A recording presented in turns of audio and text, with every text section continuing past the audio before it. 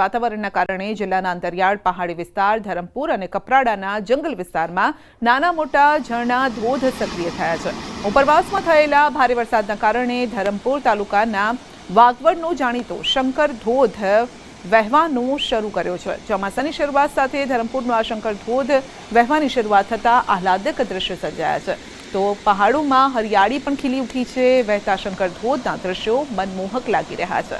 મહત્વપૂર્ણ છે કે દર વર્ષે ચોમાસામાં ધરમપુર કપરાડા તાલુકાના અંતરિયાળ વિસ્તારમાં આવેલા નાના મોટા ધોધ ઝરણા પર્યટકો માટે આકર્ષણનું કેન્દ્ર બને છે।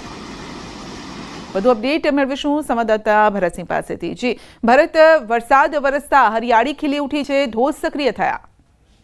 बिल्कुल सद्या वलसाड जिल्ला में छेल्ला 10 दिवसथी सतत वरसादी माहोल है। आज पण वरसाद वरसी रह्यो छे। आम उपरवास एवा धरमपुर अने कपराडाना अंतरियाळ विस्तारमां भारे वरसादने कारणे जिल्लाना तमाम नदी नाळाओ अत्यारे बे कांठे वही रह्या छे। जो के आ विस्तारनी अंदर अत्यारे हरियाળી छवाई छे ने प्रकृति सोळे कड़ाए खीली होय तेवा दृश्यो सर्जाई रह्या छे। उपरवासमां भारे वरसादने कारणे आ जंगल विस्तारमांथी पसार थता जे झरणाओ छे अने धोध छे ए सक्रिय थया छे ने वलसाडना विल्सन हिल नजीक धरमपुરના विल्सन हिल नजीक आवेलो आ शंकर धोध खूब ज जाणीतो छे। प्रकृतिओ प्रेमीओ दर वर्षे ચોમાસામાં आ धोधनी सुंदरता निहाळवा आवे छे। आ वर्षे पण उपरवासमां भारे वरसादथी शंकर धोध हवे सोळे कड़ाए खील्यो छे ने आज रीते आसपासना विस्तारमां जे रीते हरियाળી छवाई छे ते लोकोने आकर्षी रही छे ने ચોમાસાના वरसाद दरमियान न मात्र वलसाड जिल्ला परंतु समग्र दक्षिण गुजरातमांथी लोको धरमपुर अने कपराडाना जंगल विस्तारमां आवे छे ने अहींयानी प्रकृतिनी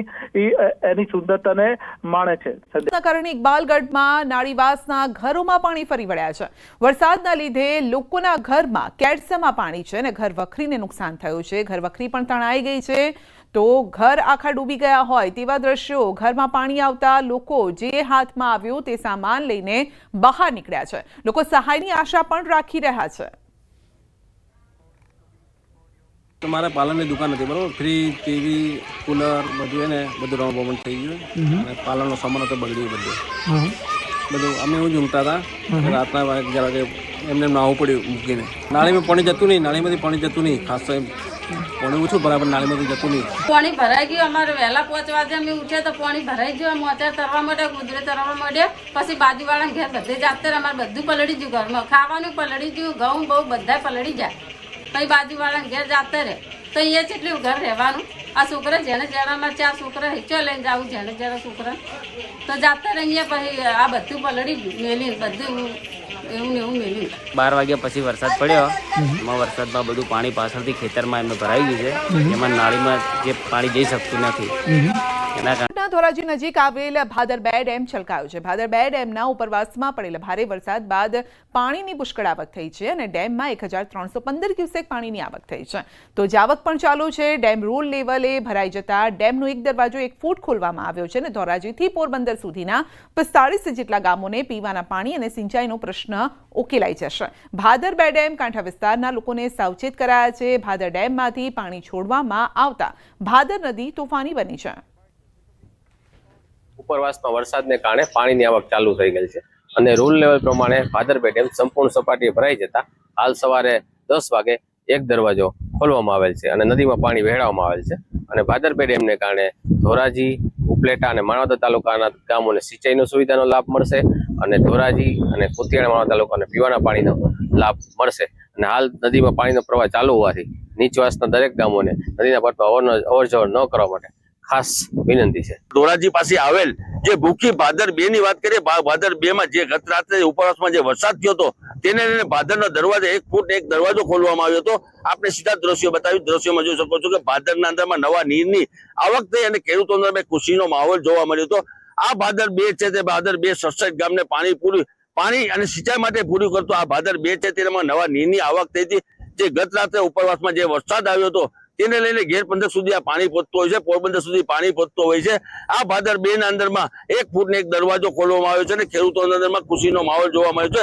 જે રીતે 2 દિવસથી જે વરસાદ હતો, વરસાદને લઈને જે ઉપરવાસમાં જે વરસાદ થયો તેને લઈને ભાદર છે તે ભાદરમાં નવા ડીવીની આવક થઈ અને ખેડૂતોના ખુશીનો માહોલ જોવા મળ્યો. મેઘરાજાએ ધમાકેદાર બેટિંગ કરી છે અને સમગ્ર જિલ્લામાં સાર્વત્રિક વરસાદ ખાબક્યો છે. ઓલપાડના કીમ વિસ્તારમાં ધોધમાર વરસાદ વરસ્યો છે. અમૃતનગર, સહકારી જીન સહિત નીચાણવાળા વિસ્તારમાં વરસાદી પાણી ભરાયા છે.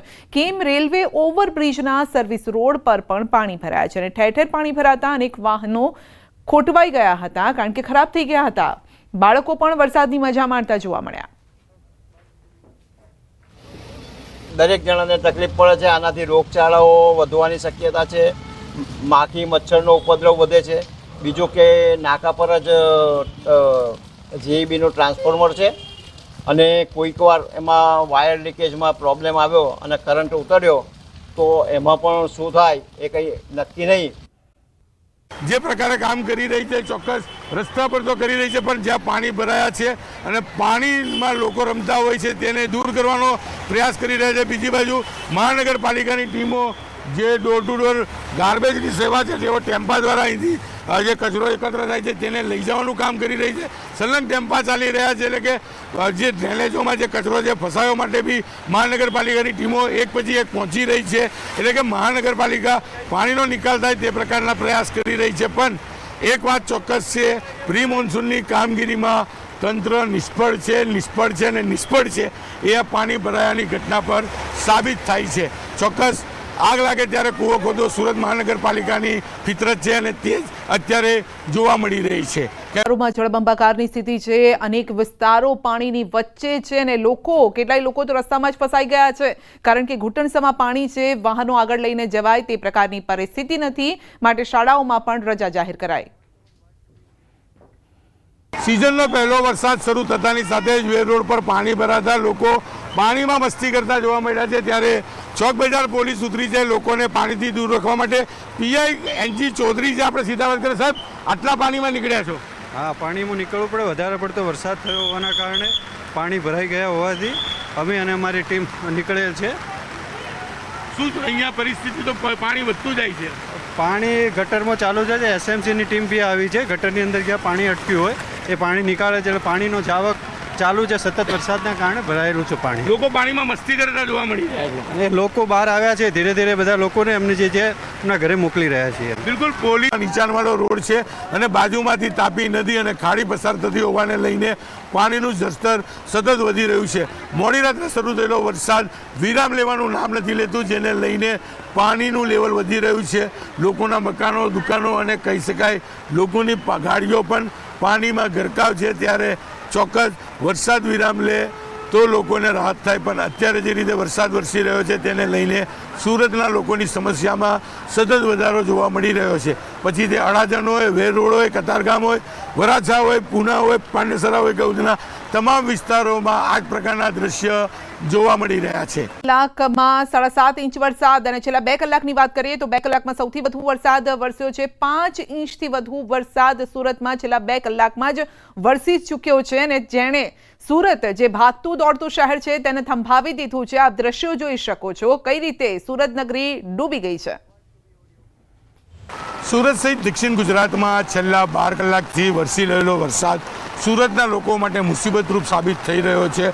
સુરતનો વેર રોડ વિસ્તાર છે અને અહીંયાથી આગળ સિંગણપુર, ડભોલી જેવા વિસ્તારો આવેલા છે. દ્રશ્ય જોઈ શકાય છે કે વેર રોડ વિસ્તારના મુખ્ય 4 રસ્તાથી લઈ જે પ્રકારે પાણી ભરાયું છે, જેમ જેમ આગળ જાઓ છો તેમ પાણીનું લેવલ વધી રહ્યું છે. અહીંયા આવેલી તમામ દુકાનો હોય, તમામ મકાનો હોય કે તમામ ગાડીઓ પાણીમાં ગરકાવ જોવા મળી રહી છે.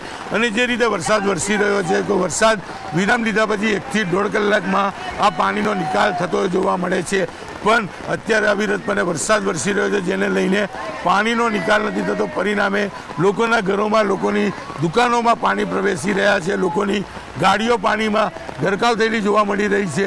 ચોક્કસ આ વિસ્તારના યુવાનો પાણીમાં મસ્તી કરતા જોવા મળી રહ્યા છે, પણ જેના ઘરમાં, જેની દુકાનમાં પાણી જાય, નુકસાન થાય તેને જ આ નુકસાનની ખબર પડે. પણ જે પ્રકારે કહી શકે ચોક્કસપણે પાણીનું સ્તર ધીરે ધીરે વધી રહ્યું છે. ત્યારે કહી શકાય કે અહીંયા હોસ્પિટલ, વરદાન હોસ્પિટલ અને આઈસીયુ આવેલું છે. કેટલાક પેશન્ટો પણ અંદર દાખલ છે.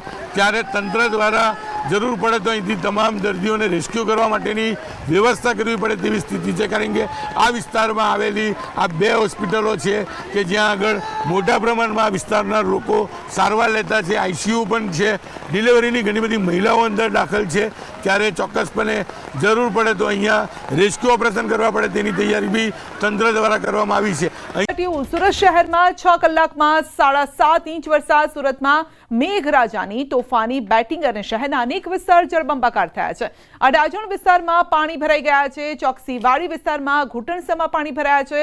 કૃષ્ણનગર સોસાયટીમાં પણ પાણી ભરાયા છે અને ઘરમાં પાણી ભરાતા ઘર વખરીને પણ નુકસાન થયું છે.